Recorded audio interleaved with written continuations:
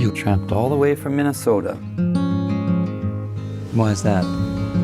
A Complete Unknown is the new Bob Dylan biopic featuring Timothée Chalamet as the legendary folk rocker. Today at Screen Rant, we break down the bittersweet ending of James Mangold's music biopic.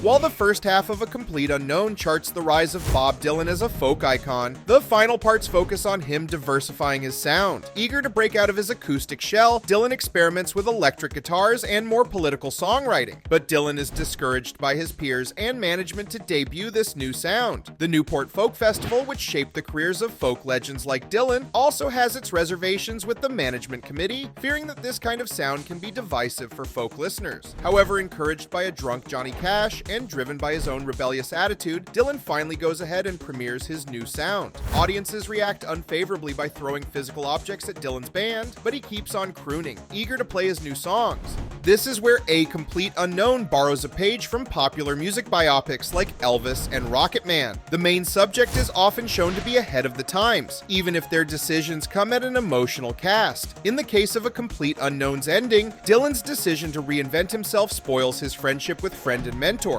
Pete Seeger. Representing an older and acoustic folk sound, Seeger pleads to Dylan that his profession is also on the line, but Dylan does as he pleases. The final Newport performance also ends all romantic sparks between him and his long-term muse, Sylvie Russo. Sylvie had been suspecting Dylan of cheating on her with fellow singer Joan Baez. The final duet between Dylan and Baez confirms her intuitions, and she walks away. Throughout the film, Dylan has been seeking artistic freedom. After the Newport controversy, we finally see Dylan find his freedom and his unique voice. But in this process, he ends up losing friends like Pete and love interests like Sylvie. Much like James Mangold's previous Johnny Cash biopic, Walk the Line, the artist wins creatively while sacrificing his personal life.